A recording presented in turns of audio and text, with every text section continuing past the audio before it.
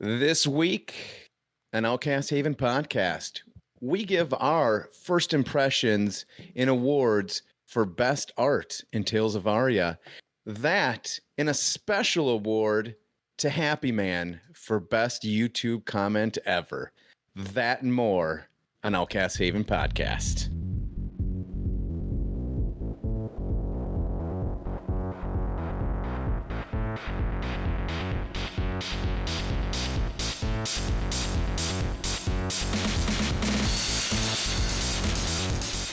Yeah, it was a great comment.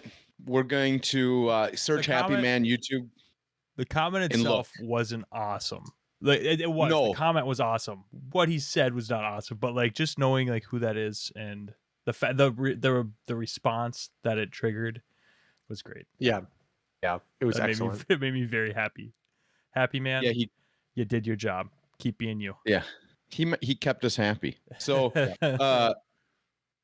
Before we get into, we're going to talk about meta, what we think are going to be good, bad decks coming into, the ProQuest is the next big CC besides your local armories. So we're just going to go over what we've played, what we've been playing. Blake and I just did a Oldhim versus Bravo matchup that will be on the channel Saturday, tomorrow, if you're listening to this on Friday. We're just doing. But I wanted to start. It's like Segway. It's like Segway, dude. We just do it now. It just is Friday. Yeah. Get in the headspace.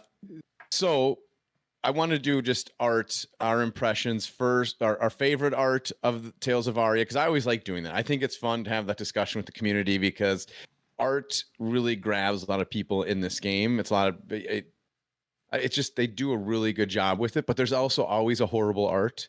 I have the most corniest art in the game. So I have some good impressions on this, and I don't know if you both got a chance to look at it. I know my two favorites. I got made fun of for one of my favorites. I'll pull them up by Chris. I'll post production, edit them in. Okay, so my number 1A and 1B, my 1A, and this is no surprise as a Wizard player, Arcanic Shockwave in foil, and just God, it's such a cool picture. It's so well detailed. The way his hands are glowing, absolutely love it. And then I tell Chris my 1B, and he makes fun of me. And my 1B, and this is going to be unusual for the art style I like, is evergreen. It's like the elk looking. I love animal art. Mm-hmm. I love that picture. I don't know, it just grabs me. So he makes fun of it, but then he goes, "Oh, I love Invigorate with the naked redhead. You sick bastard." I mean, come on. That card in foil does look awesome though. Like I do like the colors and the way that it's like a spiral. I know. I just had to give him shit. And the nudie chick. But yeah, no, that's that's funny. That's Chris's so that's my favorite, two favorites. Huh? That's Chris's favorite art is Invigorate. It's not his favorite. He was being he was joking around with it. He said it's growing on him. I mean, a naked redhead floating around grows on everybody, I guess. Something's growing. So what's your least favorite then? I think this should be everybody's least favorite. So what I'm guessing is that the artist was in a hurry. Production was going down, and Flash Freeze just threw black on there and did 2 lines. It's done. Is anyone here's least favorite art not Flash Freeze? Blake? What's your least favorite? No, it's bad. That's the hardest one to look at and take seriously. Okay. I can't look at it. Like I'll tell you what it looks like. Looks like he has some sort of weird crown on. I can't he's got like the Statue of Liberty. Yeah, it's a Statue of Liberty. Or he's got a really good idea, and it's to hide from this art. No, he spent all of his time on that awesome tome art, and then he's just like, oh shit. I got this MetaZoo art that I didn't want to actually commit to that game, so let's throw it at Flesh and Blood. He's a super good artist. He's amazing. Like his stuff is insanely good, and then Flash Freeze is just, it's just dog shit. I don't know, it just sucks. Like I'm looking at it right now. It looks like this could be like Lightning Monster from MetaZoo or some bullshit. Yeah, I think the issue with it is the fact that it's going to fall into that category of art where a bunch of people are going to not look at it and be objective about it, and they're going to be like, but it's Mark Poole, so it has to be perfect. It's amazing art because Mark did it. So it's that weird thing, like when you read books by a really good author, and then you read one later on they did like later in their career, where you're like, they were definitely rushing through this one, and just they needed some money, like they were trying to pay off their yacht, so they like just wrote this book. You're like, it's awful. It's not their best work. They didn't really pour themselves into it. They were just shoving it together. That's Flash Freeze. Like he volunteered to do art, and they were like, "Will you do 3?" And he's like, "Sure, man, I'll do 3. Let's do it. That'll be super fun." And then he did he did Thunderstep, and then he did the tome, and then he was like, "Oh God, I said I was supposed to have a third one." Like he emailed them the 2 arts, and they're like, "Oh, we didn't get the 3rd attachment," and he was like, shit." Yeah. No. I got something. Hold on. It must not have sent. Yeah, it's like that. So you guys know? Did you guys hear about that statue that sculptor from like Italy or some shit sold? It was an invisible. It's the invisible sculpture. Yeah, it's just a pedestal. Just absolute trash. It's just a pedestal. Yeah, it sold for a lot. Right, like a lot of money. That's classic. For the idea. Yeah. That's an artist who is not actually an artist. Yeah, he's not. He is technically a famous artist, I guess, right? It's probably late in his career. He just found a way to work the system. No, I think that that's it. It's just like of a set of seemingly inspired art, it is probably the least inspired. So there's really good art in this. Like I really like a lot of the Ranger cards. They're really good. I love that's my favorite card. I think my favorite card art is Dazzling Crescendo. Yeah, it's very good. You know what's crazy? I'm looking at it right now because I think that's my favorite art. Dazzling Crescendo? Yes. Dude, it's amazing. I love that card. In very foil. Better. The only thing better than the art is it in foil. Yes. Yeah. The foil for these cards, except for ice. The ice cards in foil are a little bit meh, but everything else in foil is effing gorgeous. Yeah. I think the bright colors make a big difference because the Runeblade, like chain cards and Levia cards, are just so dark in the way that they're drawn, which is correct for the art style. That's what you want to see in those. The issue is it just doesn't, it's hard to put foil anywhere that makes it jump. Whereas with this stuff, it has a lot of like really bright, vibrant colors, and then like lightning and ice flying around, and those are like whites and yellows that just make the foil feel just super alive. Yeah. Yep. Then I have a very extreme opinion. Doesn't sound like us. The best cold foil ever printed was in this set. I think I know. And I don't think it's close. Yeah. I don't even think it's close. It is so amazing in cold foil. It just pops. It's so cool. I'm not a bright, sunshiny person usually, but I love this card. When I opened it and I was enamored by it. Just the glow of it, everything, the different angles you take, the way the colors pop, and it's just an amazing card. It's really, really good. You gonna say it? You're just gonna drool over. No, I've been showing it. Shock Charmers. He held it up. I held it up. Gotcha. I mean, if you're listening, yes, Shock Charmers, I think is the best cold foil ever printed to date. It pops the best. It just looks amazing in cold foil. That's tomorrow. I'm so excited. It's an amazing card. I thought you were gonna say Winter's Whale. I did, because like that, like, I mean, I get it. I wasn't gonna agree with you, but I thought that I remember you ranting about how much you liked it, but I get it. No, it looks good, but it pales in comparison to Shock Charmers. Yeah. And then this set also has one of the most corniest cards I've ever seen printed. And that is Icy Encounter. It's like a bumbling scene in like some comedy movie where she's skating and the bad guys are kind of falling in the background as she's skating down the ice. Icy Encounter. It hits for a shit ton too. It's a 6 damage 2 cost that creates a frostbite. So it's a damn good card.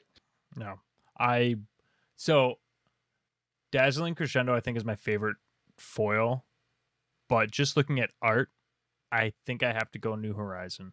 I think that art, yeah, it's not like super bright or energetic or anything like that, but just like the art, I think fits how I picture the world of Fab the most. Like that woman that's on that art, I think is how I picture like a ranger in Wraith. You know what I mean? Like it's not. It seems like I don't know how to explain it, but like the how I picture the world actually being, that's someone that I think. So this is what it is. World. You are walking the streets of Wraith, and you're like, "Oh, that's an archer. I know because of the way she looks." No, I mean like the style of it. Like yeah, it looks like I was trying to explain and somebody, I can't remember who, but it's like a super high quality fantasy book cover art, or like something that you would find on, like, you know what I mean? Yeah. So I think the art that I didn't appreciate the first time I saw it, but I really enjoy, and it feels right, and like the card in general, is Awakening. That's an art that I probably didn't. I kind of looked past it when we first saw it. If you look at it, like the card is just looks really cool. It has this the art really fits the name. I think that's probably what it is more than anything, is that they do a good job usually of naming the cards for the most part, and the art feeling really on point. But Awakening has this really cool way that the card functions, the way that the card's named, the art style, like it all feels so perfectly put together. I just love it. It's great. I think it's really, really well done. A contender for least favorite for me too might be Endless Winter. It's just a blur. Yeah. It's just a blur, a fuzzy. Yeah. I didn't know that Oldhim was in that picture. It took me a while to find him. Like, it's a creature with a bunch of snow peaks behind him. And then I was like, oh shit, dude, that's Oldhim. Elemental Guardian cards in general are not very good art, in my opinion. Yeah, there's some that are okay, but some of them are pretty like Oaken Old's very okay. Vanilla. I like Oaken Old. It's boring, but it's it is what it is. It's a little blocky for me.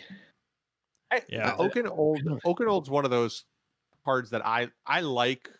Oaken Old just because it feels like it's telling the story of Oldhim as like the protector of his his land. Like he stands, like to me, I like that's why I like it, because but I have to understand the backstory to appreciate the art. That's the thing about that card. If I just saw that card, I'd be like, it's fine, it's okay. But knowing what it stands for and the story of Oldhim, it's like, yeah, I appreciate that a lot more now. Yeah. And I really don't understand Strength of Sequoia art. It's one of those arts that's a little off. Again, it kind of like the last ditch effort art for me. Like it's just like it's something about it like doesn't quite fit the rest of the aesthetic. I don't know. No, it doesn't fit the whole series of, at least the rest of the elemental cards, even Turn Timber and Tangle, fit well with your Glacial Footsteps and Mulch, and like all of the art does kind of flow well. And then it's just like if you're paging through it, she just pops out, does not match at all the rest of the art. Yeah. I think one of the arts that I think is really good too, are really cool, and like if you really just look at it for a second, is Thump, because it's kind of it looks like a Guardian Brute card almost, because if you look at it, it has a very brute aesthetic, and that Guardian cards typically have these kind of like epic beatings, but it's things like Mangle or things like that, where it's like these just crazy or Righteous Cleansing, where it's like he's chopping a head off. There's not typically Guardians like in combat necessarily the same way. It's like Guardians versus Guardians hitting hammers. This one looks like a brute one because he's like punching a hole in a dude's chest while he's throwing guys in the other direction. It's like, I don't know what's happening here, but all of these guys made a terrible decision to fight this guy.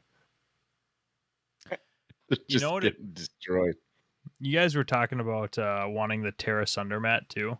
I figured out what it is that I don't like about that card art, because I couldn't explain it when you were like, dude, that card art's amazing. I was like, I don't like it. It looks, if you just are flipping through your cards and you look at it, it looks like there should be like a little text box and like I'll hold thee apart, like, and it's from a comic book. It looks like a comic book panel, which I don't think fits. Which is probably why when I just look at it, I like it.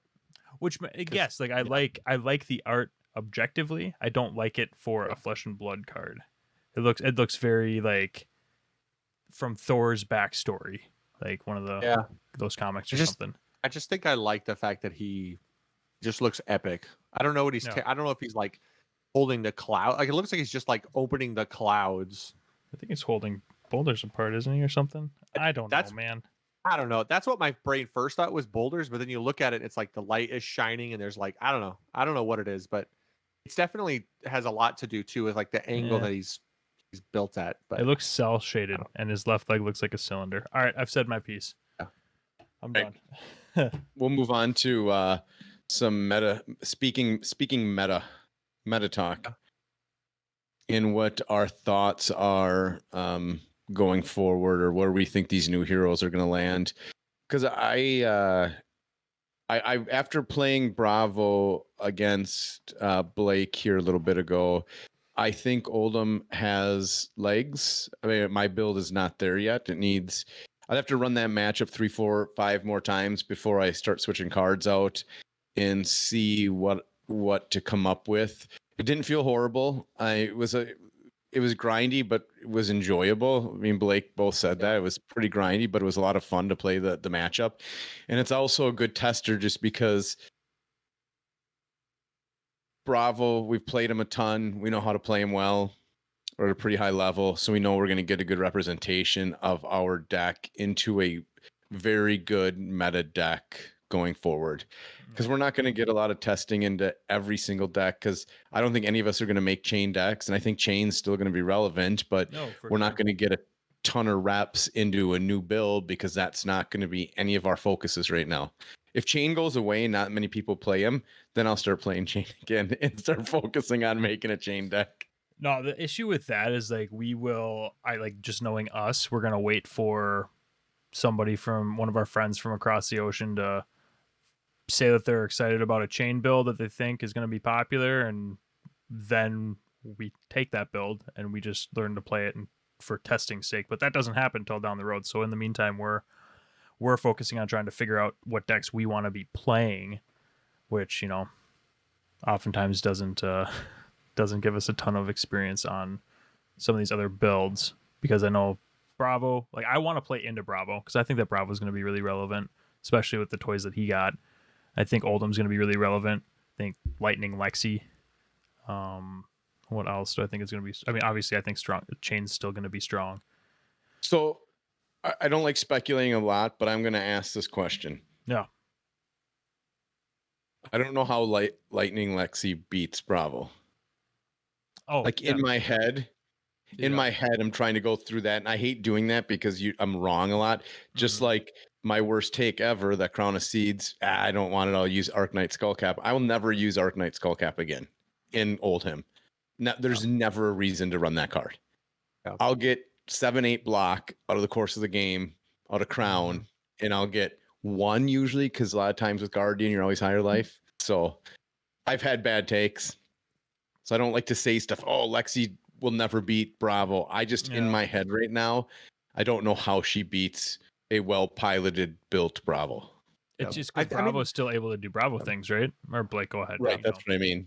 Yeah. I mean, I was just gonna say like Bravo does Bravo things, but also naturally aggro decks that run on hit triggers struggle into Bravo, especially good Bravo pilots, because that's the matchup where you just stash your Sinks and Fates into your arsenal, because they're going to be coming for 4 a lot, and you're able to just wipe some things out with those, and then if they come for 3 or 5, you can block them for 6, and then if they get cute and razor, you can just defense react from arsenal and block them out still.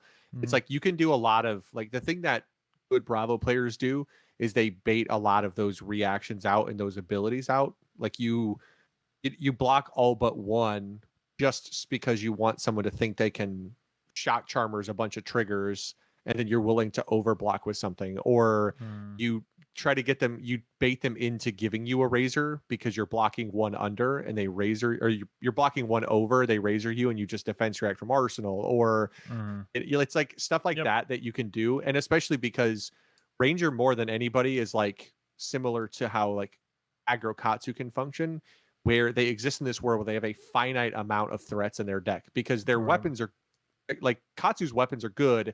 They don't have finishing power if you can just outlast him and have like a double-digit lead on him, then you have the ability to just like, yeah, I'll take Kadachi, whatever, and then I'm just gonna absolutely like push your shit in. Like I'm gonna just absolutely crush you, and then I'll get ahead. I think the issue with Ranger into control matchups is that it just feels bad sometimes, especially if you're trying to go wide and hit for 4s and 5s, and people could just go, I'll give you my hand because I know your deck's going to run out of threats, and eventually guess what, your weapon doesn't do anything. Like you don't have a weapon, you have to hit me with cards. So if I just control you to a certain point, you have to maintain your full hand to effectively try and kill me. And as soon as I can start making you attack me once per turn, my hands become more efficient than yours. Because we talked about this, right? Like if you keep Lexi off an arsenal, firing 2 1-cost arrows costs 4 resources. So it costs a full hand to fire 2 arrows. And if you just know that math, you know you can kind of control Ranger. Yep.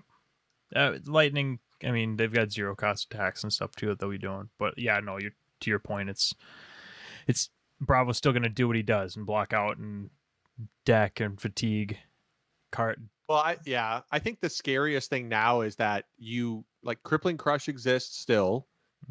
Pummel Thump is scary because it's just Crippling Crush again, and then Terra Sunder exists. And Ranger's biggest issue is there's no, like, on top of not having a weapon and relying on arrows, the issue that it runs into is it has no way to block anything because all of its equipment breaks when it blocks. So they can't give you their equipment to try and stop hit effects, so they have to trade their whole hand. But when you play Bravo and you look over and you go, oh, you have equipment that doesn't block, yeah, sounds good. I'm just going to dominate everything. Like that's the matchup. Usually you don't dominate because you want people to give you their hand and their armor early. But you're like, nah, everything's getting dominated. Everything. Because you're never going to block me with your equipment. And if you want to give up New Horizon turn 2 to not get Crippling Crushed, maybe I'm in. I am so in. Yeah. I will say that my excitement for Lexi has waned a little bit. The only thing that I'm really antsy to like try is Shiver build, actually, because I think that's the only thing that's not going to chew through her own deck and be able to a little more dynamically apply some disruption. So I like the dominate, and I know that plenty of decks run defense reactions and stuff, but forcing them to have the defense reaction, otherwise your dominate costs 4 or whatever, like just like stuff like that I think is where that might fit in. But that's what I'm playing with right now for Lexi. But I'm most excited for Briar, dude. I'm pumped for Briar. Jason? Yeah, I think Briar's another weird build, tough build one, just because of the fact that there's going to be a mix of new elemental cards, but there's the pool for Runeblade is huge now. So she can grab from a lot of different cards, and finding that good mix and the weapons that you can run. I mean, I know a lot of Rosettas right now, but in Reaping Blade, but I even think Nebula Blade's got a place in her somewhere as well, depending on the build that you're doing. There's just her potential and her ceiling is so high right now, and it's going to take a great deck builder to figure out the build, and it's going to take a while to figure out that build because the mixed damage, not only from rune chance, but arcane damage that cards are doing, plus your physical damage, it's going to be a crazy build. So I'm hoping you find something crazy with that deck because it's going to take a while because it's going to be a hard deck to build. In my opinion, a lot of people I've seen are like super hype on Earthbriar. And I'm just like, do it. Go for it, because I played it, and I'm not super impressed. Earthbriar does not... It doesn't do anything interesting. It doesn't... No. No. It's too easy for the opponent to read what you're trying to do, to be dangerous. You know what I mean? Like, it doesn't have any unknowns, really. Like, yeah, you can save and try and get, like, some sneaky, like... I even thinking about it right now, I'm trying to think of like what it has that's like sneaky, catch you off guard damage, but everything just costs so much that you're either using cards from hand and you have like one sitting there and you're like, okay, what are you gonna do? Swing with sword after this go again attack? It's like, yes. Yeah. So all I need to prevent, like in that game that we tested, Blake, how many times were you like able to after I play my first attack, you were able to calculate how much damage I was going to be outputting the rest of the turn. Yeah. Like you're like, okay, so if I don't block anything, it's 12 total. And I'm just like, yep. And so it's like, So I think that's the thing that. Yeah, the other issue that stuck out in that game was the fact that you were kind of like embodiment starved in terms of like the embodiment of Earth tokens, and I think that that's part of kind of what makes her really interesting, really unique and interesting, because the embodiment of Earth tokens offers something that actually gives her a huge benefit to extending turns and making for wider turns. Because if you're going to play Earthbriar, like this is always my question personally. This is something I like these guys have heard a billion times in the chat, is why do I play X when X does that better? Like if why do you play X when Y does that better? Yeah. X, Y. Yeah, got to change the variable. But so like if you're going to play Earthbriar, what's the point of the deck? You're just going to big attack, but you're not really going to be doing arcane damage. So now what makes her unique and interesting as a rune blade is taken away. The way that they theoretically built her to function as like a mixed damage character is taken away. So now what she's trying to do is basically what Bravo does, but she can't defend herself as well, and she doesn't win on dominate. So like you said, Dane, like you can math out her damage, you can block it however you want to block it, and then go on, and it doesn't matter because they're never going to say the word dominate really, and that's the thing that scares you with Bravo. So it's like, why play her when Bravo is better?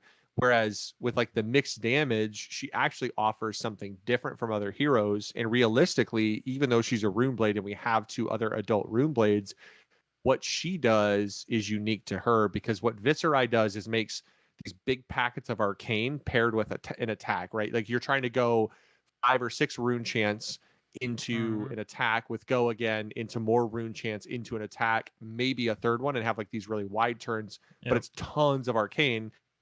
Is trying to go really wide with just 1 arcane pokes here and there. Just slipping Jerry Pittman, slipping chocolates in my pocket just throughout the school day. Motherfucker. Yeah, dude.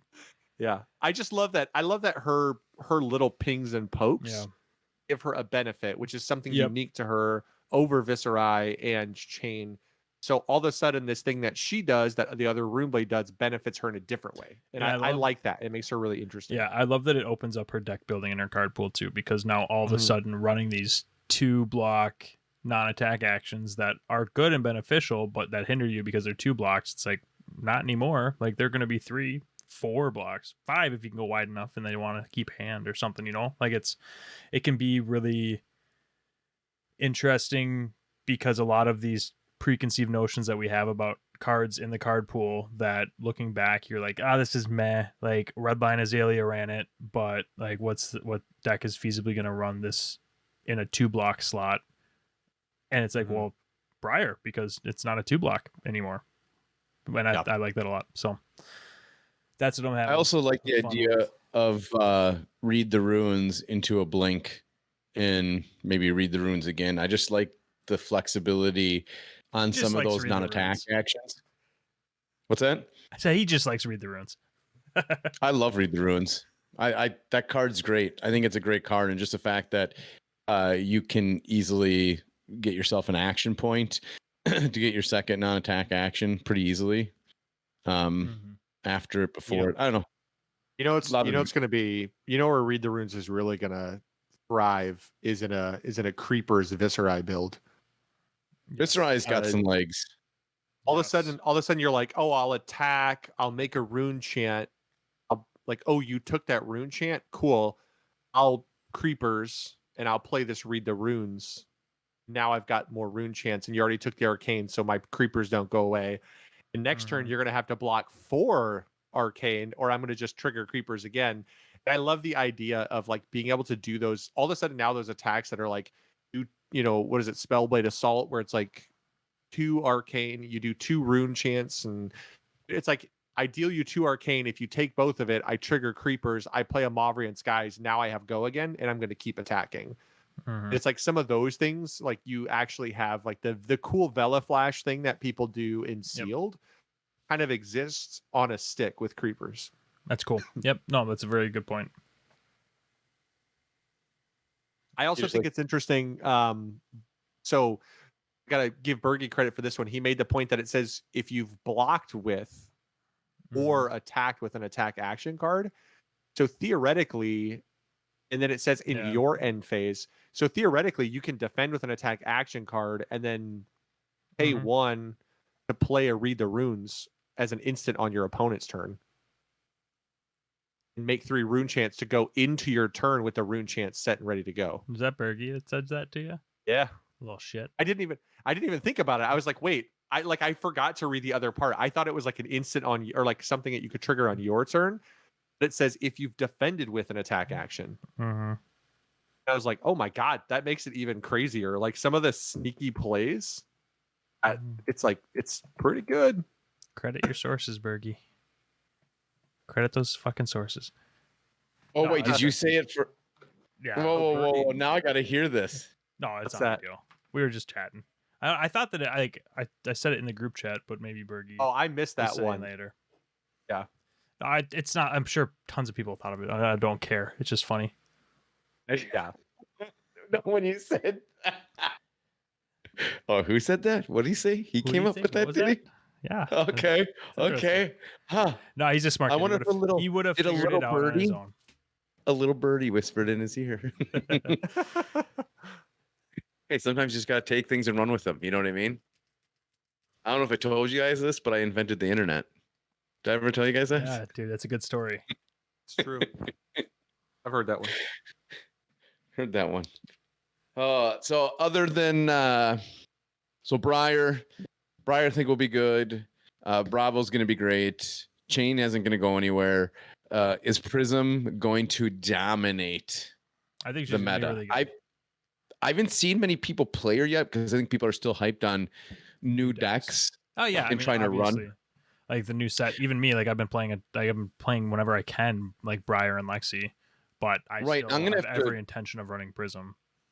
And I have to figure that matchup out for Oldham, which I haven't even considered that matchup, which is really bad for him. It's not a good matchup right now. Not the way especially with the way my decks build. Can I just go through and kill every aura and survive, or is that not a possibility? So it's gonna take a little figuring out on that. I think it's hard because Oldham is even slower. Yeah. And like you're not gonna be just because he's old and a little overweight, you don't have to make fun of him calling him all slow. Yeah. I don't know if he's necessarily slower. He's just different. He's not I don't think he's slower. He can do stuff to disrupt Prism, and I think that's going to be key is more disruption because of the cost curve of Prism. You can't really throw blues and you got to keep your yellows. So if he can disrupt the cost curve, maybe that helps. I don't know. That's theory in my head that doesn't mean anything right now, but that's just what I think of if you can slow her down. But who knows? Honestly, I think it's just that Oldham threats less. Like Bravo has turns where you're like, this is a turning point for him. And Oldham, like he does, like that turn that you awaken, like played Awakening on me, not into Prism, but like just in general, where you're like, yeah, sure, I'll take the next 16 damage, and you go down to like 14, and then you just clap back with like a dominated Glacial that got pummeled, and then I just never see momentum the rest of the game. Like that feels really bad, but I don't know that. I guess I don't know that does a lot. I don't know. Yeah. I think the thing in a Prism is you're going to have to figure out how to manipulate Prism's hand and stuff, because a lot of times what Prism wants to do, I will say he's a lot less affected by Dominate. It's a lot harder to dominate consistently into Oldham because of the shield and because of the crown. Like naturally, with just a 3 block in his hand, he can turn 2 cards into a 5 block, which means even if he doesn't have a way to pop something like Erudition, he can get out of Erudition every single time it comes out, which is like super interesting. But then also the fact that like being able to pitch an ice card to disrupt Prism's hand is pretty good because, pretty solid. Like in the defense step, you're holding a blue with a tome in Arsenal, expecting that to be like, okay, if War Tune Herald hits, I pitch the tome, I just have a huge turn. And he just goes, no. Pitch an ice, put that last card in your hand on top of your deck, and now your turn's over, you pass. It's really disruptive. Like even playing Bravo, it was messing with me at times where I was like, God, okay, if I want to pummel this, I have a pummel in Arsenal. I got to keep 2 cards in hand. So now I can't pitch to make a surge because he 100%. The reason why that game was so close is because I kept a card out of Arsenal for 4 or 5 turns. Yeah, he took my tome. Might have been a little less, but just keeping the hand advantage, not to get that out of control, is the reason why he stayed in that game, in my opinion. I'm really excited to watch it. Not gonna lie, I'm really excited to check that out. The manipulation of Arsenal, like kind of proactively manipulating your Arsenal, is really annoying because like that is super annoying.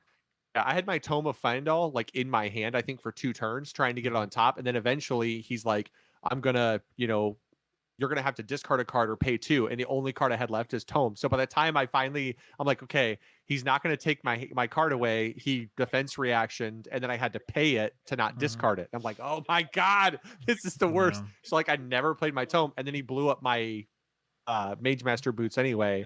So I pitched it for no reason. I'm like, I could have just discarded it if I knew I wasn't going to have my Mage Masters. Yeah, that's funny.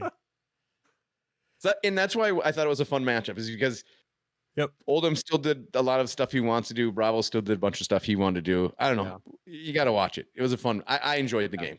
Yeah, this new set really emphasizes how dynamic they can make the playing of the game. Like just hearing that turn, like that's a ton of decision points that you're presenting Blake with, Jason, and he's deciding on that you're reacting to. Like that, having turns that are that dynamic in what could happen.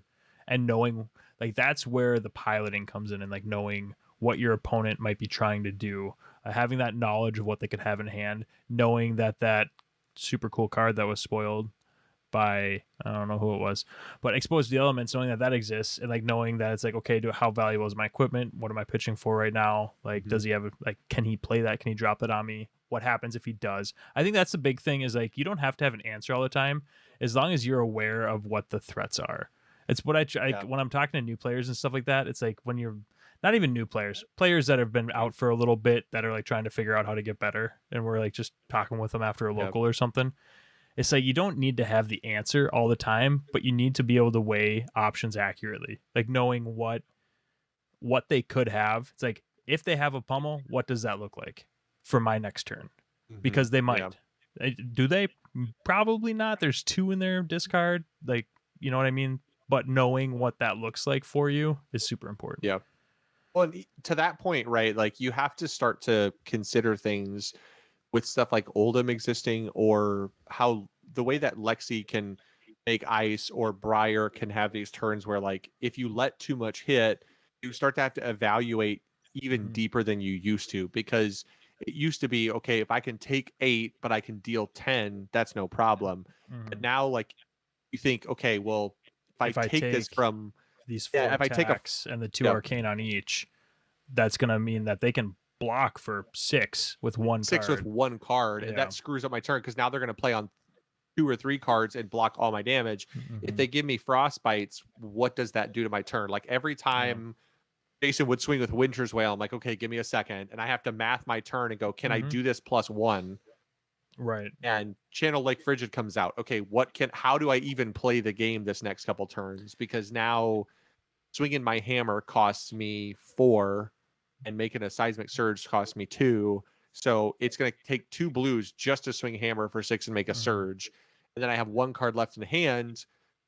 Does he take that from me? And do I want it on top of my deck? Or do I try to clear my hand so he just can't take it from me and it goes to my deck? It's like, to your point, Dane, like, the decision points become significantly higher, which is really, really good for high level play, because it continues to benefit really good pilots. And at locals, you still have that pool of, like, there might be a guy or 2 who's really good and really talented, and he might beat up on everybody. But at least now second place is like, not everybody's going to be big brained on every turn, Right. Or they're not just like running one of the 4 broken combos. It's like, oh, you're running this deck, so you're doing X or Z or whatever. Random variable, right? But yeah, no, I think that I like how, dude, I do this every episode. It's gone. You just space out. You forgot what you're gonna say. Your voice, both your voices are just so soothing that I just just flighty. You I know what the point you were gonna bring up. Thank you. So let's talk about a dead hero.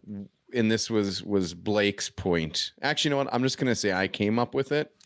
Even so I was sitting here thinking, the other day to myself, with nobody in no little birdies in my ear. Reinar, will Reinar be okay with Chain gone? Like I said, this is all my ideas, nobody else's ideas. No, this is what Blake was saying is, we were talking about Reinar dead with Ice, because Reinar kind of was dead with Chain. How does Reinar come back? Because he was good. And also, I was thinking about this. I love just going off tangents, like all over the place. That's what's happening. There's just flash freezes happening right now. I'm just everywhere, and it's ugly. I think about when Crucible came out. We were sitting in my basement, cracking packs, having fun. Yeah. And if you had to test those cards against other heroes, there was just a couple. Like, I got to test against this guy and this guy, because Kano's not going to do anything in CC. Azalea's not going to do anything CC. So my hero, I have 5 other heroes that I realistically have to test against. Mm-hmm. That's it. Yep. And if you really iron down, maybe 3 other heroes is all you had to test against back in Crucible. And that was what, a year ago? That was last August, right? Before Monarch, Viserai really wasn't a thing, but now Viserai is sneaking up. And he's going to be prevalent, and he's going to do damage. And if you don't prepare for Viserai, you're just going to lose to Viserai at some point. So there's all that. Just when you test the deck, there's so much to test against. Prism, Bravo, Oldham, Briar. There's so much. It's insane to test now. It's getting crazier and crazier and crazier to test a deck. It's almost impossible to run all the matchups. You just better know the other matchups and know what kind of cards are going to play or when they're going to play it. It's going to make this game way more dynamic because you don't know what you're going to run against. Yeah. It's crazy. What was your point?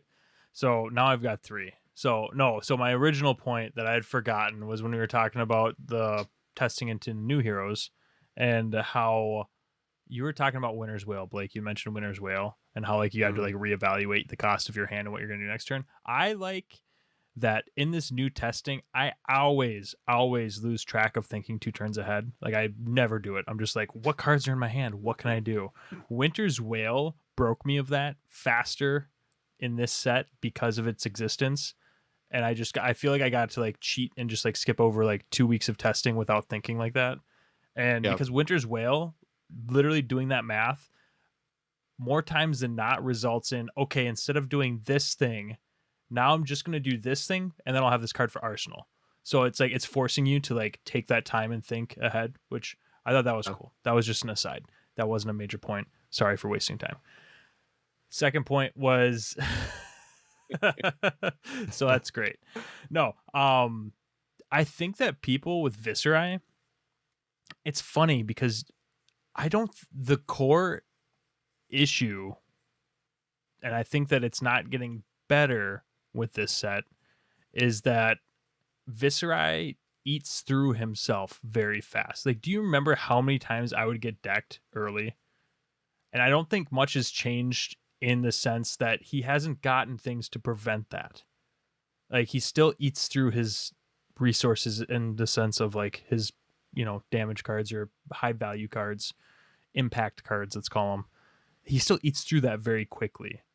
And I feel if you just side in blues or you just run, because if you can stop his rune chant damage, that's a huge, just going to every turn, not that it's easy, right? Obviously Viserai is doing very well, but I don't think that he's going to be this big boogeyman that people are worried he's going to become. I feel he's kind of in the background right now, kind of behind the curtains, peeking out who's ready for me because I'm coming. I feel that's how a lot of people are picturing Viserai right now coming into this new meta. And I don't think that's going to be the case, because I think Bravo shuts him down way too easily. I think Oldham's going to shut him down really easily. I know he's not scared about ice. That's fine, but those decks are running a lot of blue is the issue.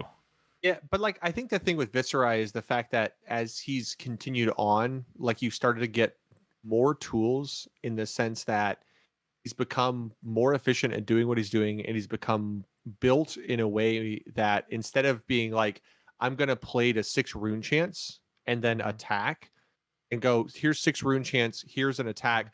Like the deck that I'm running doesn't even run Arknight Ascendancy because it's just an inefficient card. It doesn't do enough in the deck. It's not good because it doesn't have go again. It just makes rune chance if it hits, but it's only a 5. Everybody's running defense reactions. It's poop. Like it's bad. It's doo-doo. Like just take it out of the deck.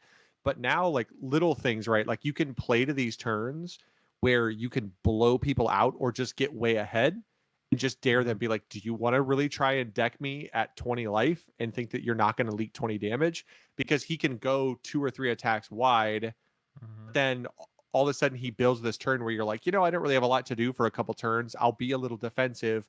I'll make a bunch of rune chants, and eventually I'll run into a Sonata, and then I'll just play to like a Sonata for 8 cards. And then if I draw 3, I just win. Because at that point, if you can chew through people's life, because the issue is if you look at a lot of the decks now, needing to fuse and needing to be able to like charge your soul or the expense of some of the cards, I think the reason he's doing well is less because he has mixed damage and more because what he does requires you to give up a lot of cards. So like you're not giving him a lot of damage back. So you put him in a position where he gets 10, 12, 15 damage ahead because you're giving up most of your hand. You're not really doing anything back. And then eventually he has that turn where he goes, you know what? I'm just going to take whatever you have. 12 sounds good. And then he has just a massive turn where he pushes you another double digits down. And then he gets that buffer right back. And he's playing that game where it just makes you be so inefficient. And then because decks have to have more cards, they have an issue like firing back. It's that decks are good. Like I think aggro decks give him some trouble because he doesn't have a ton of defense. But that's why you build some of those in. But like I just think like if everybody's playing a little slower and a little mid-rangey, that's where he gets good because he sprays mixed damage and he makes you block inefficiently and give up your whole hand to not take double digits, and you still take 3 or 4 or 5. And then he works his way to these big turns where he can just do a lot and go like 3 or 4 attacks, 3 attacks wide. And then he takes advantage of the fact that you can't gain life. So all these decks that like to gain life as like part of their defense mechanism just don't get it. Yep. That's fair. I could totally be wrong. I mean, I played Bravo and Oldham and Chain on Tuesday and beat them all because I just played the value game where it's like, we're going to probably get to single digits at the same time, but it's going to be like his rune chance when you get close to single digits become like Kadachi's because it's like, you can't just keep taking one. If I go 1 attack with go again, make a rune chant, 1 attack. Like if you want to take those 2 ones and block out my attacks and leak another one through, it's Kadachi damage. I'm curious. I really want to play into your Viscerai because I'm curious if just pitching a blue, even if it's 1 rune chant early turn. I know it's probably feels great for you because you're like, all right, yeah, sure, I'll just not make any more rune chants. Then I either just make a whole bunch of rune chants for the next turn, or I don't give you any more rune chants and I just give you all raw damage. Like anytime somebody trades me 1 blue for a rune chant, I'm happy because you just traded a 3 block for 1. Like it's also just I know it's not my list; it's Josh's list. Yeah. So shout out to Josh Wolverine. He played it at the Calling, so he gave me his list very graciously. Maybe I didn't say that great. I think my only hesitation with Viscerai is like if he ever does become big, he's very easy to tech for. Like he's never gonna be a chain. Like he's never gonna be a like it's. If Viscerai will never be the big bad of the meta. He will always be like that sneaky tier 1.5 deck that people, if they're good with him, will win with. But if you pilot him correctly and don't like completely whiff on a Sonata, Sonata is just something too that gives you like an out to a bad hand. Like I literally last night I had 2 blues in my hand left over in a Sonata, but I ran into 2 Rousey Ancients. I'm like, I don't have anything to do with these cards. So it's like, I got a Sonata in my, Sonata in my arsenal. So I'll just pitch these 2 blues and we'll Sonata for 6 cards. And then I drew 3 cards and I dealt 3 arcane damage and then I had a turn. It's like sometimes you just get lucky like that with him, and that's super annoying to deal with. It's like Chain, Yeah. Jason, Blake and I have been running the gambit here for a while. Your thoughts? My thoughts are Chain's still going to be there. Prism will still be there. Yep. Bravo will be there. You'll have the three old timers there. Well, 2 of them aren't very old timers, but Bravo I think will still be there. I'll be curious if somebody goes straight Oldham Fatigue, really block heavy, which he can do. I mean, he might fatigue like even better than Bravo. I don't know. There's a possibility there with the Crown. The Crown would just add so much value to block and not taxing your deck at all. But I think the ProQuest will tell us a little bit. It's a shame that we don't have the new set comes out, and this is probably by design, that they go right to a sealed event, because they know if they did a calling, 3 weeks after the set releases, nobody's going to have the balls to bring a brand new deck. People will take your old decks like your Bravos and add a little bit of cards in. If you're good with Prism you'll still have there. Chain players are going to be like, okay, need to make some adjustments. I have the nuts and bolts to this deck. I'm going to pull these 9 cards and I got to replace them with very efficient 9 cards so that I can still be Chain and still just mop the floor with you. So I don't know how brave people will get at the first ProQuest, but there'll probably be a lot of lists that will come out of that from people trying these new decks to see what happens, and then the meta will start to form there. And I believe New Zealand Nationals coming up too. If I'm not, I'll be honest. Yeah. I kind of if Nationals happen for New Zealand, because that's the issue right now, is they might have to delay them. So they're still locked down. They're still locked down.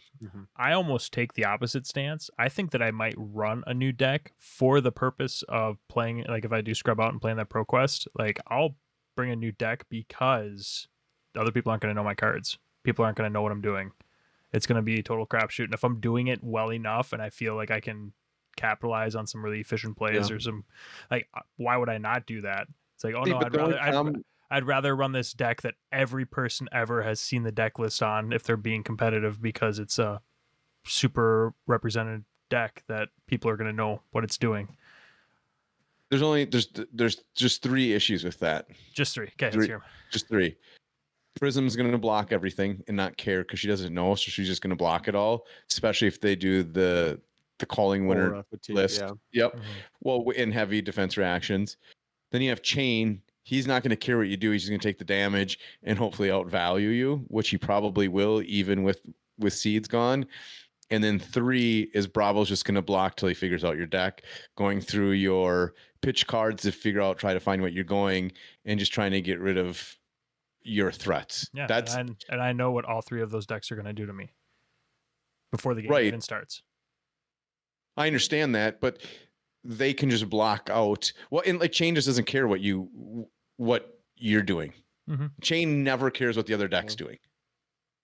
I think the ProQuest is interesting because it presents a weird situation compared to the calling, where at the calling, popping is valuable, trying to get into the cash is valuable. Like if you can get to the money, people are trying to play for the money and then play for the win. Whereas with the ProQuest, it's all or nothing. Like you either win or you go home. There's no value really in getting second or third. It doesn't mean anything to finish anything but first.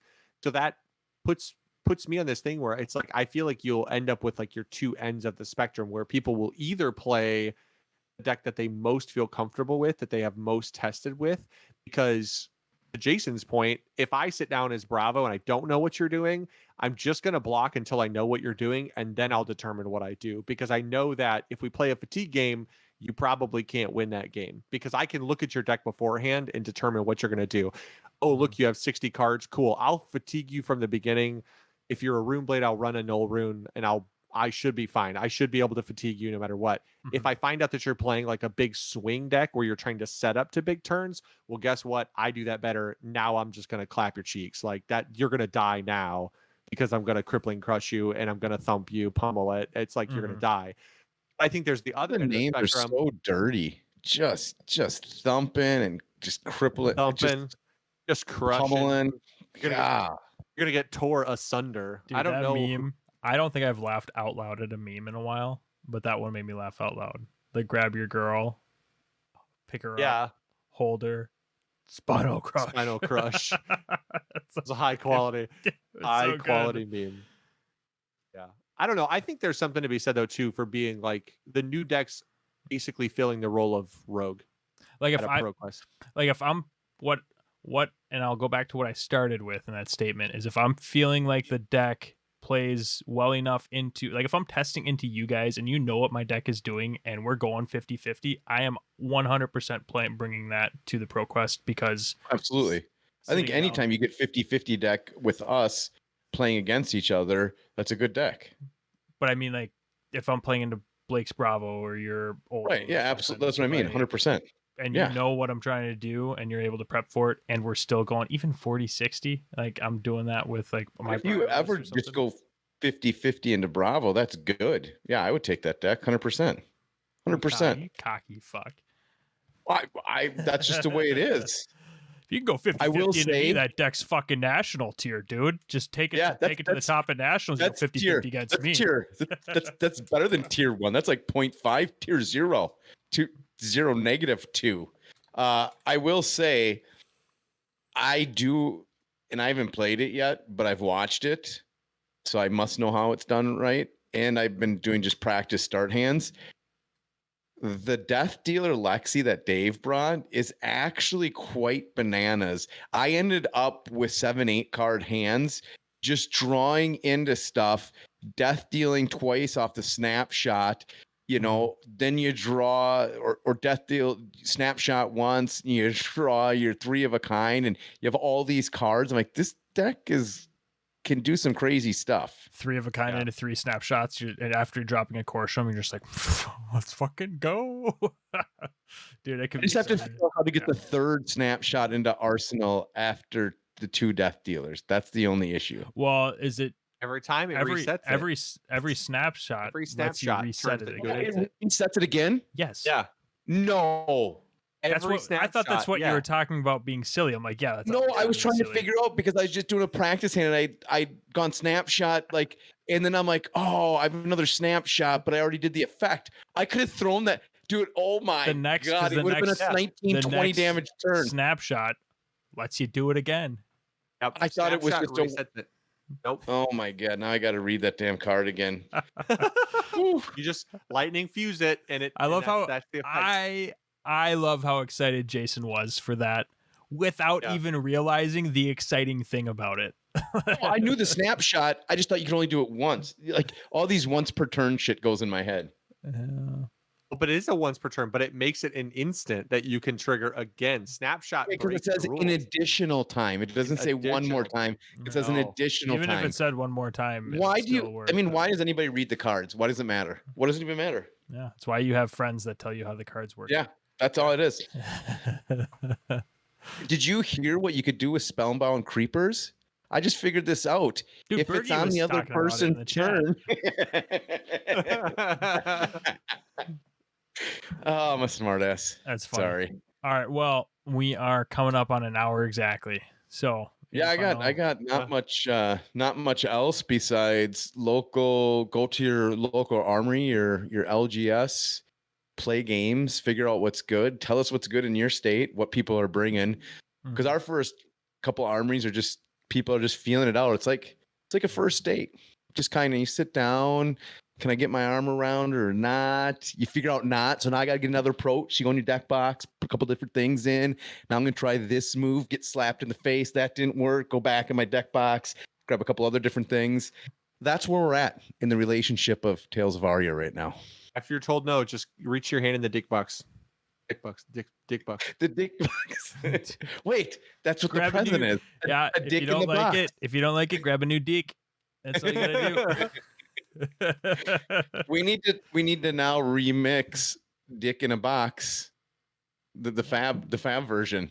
Yeah, we'll have to figure that out. We'll get our writers on it. Yeah. Yep. All right. Well, everybody, hope everybody is enjoying this new set as much as we are. Thank you for joining us for another week. Be sure to like and subscribe, share with friends that you think might be interested in our style. We just found out that our Podbean, fucking great. I mean, I knew about it. These two just found out because I've been hiding. Accidentally. I Googled us. That's how I found out about it. Really? That's funny. Yeah, I'm like, I just want to Google it, see what happens.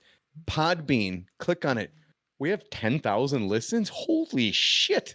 Yeah. No, it's crazy. Like so I'll tell you what it is. I edit and then it's like 1:30 in the morning when I upload to Podbean. Hey, if you're watching this YouTube video and you want to hear it before everyone else, Friday morning Central Time at like 1:30, you can listen to the podcast because that's when it goes live. I don't know how to like delay that, and I don't really give a shit. So if you want to listen to it before everyone else, that's what we do on Podbean.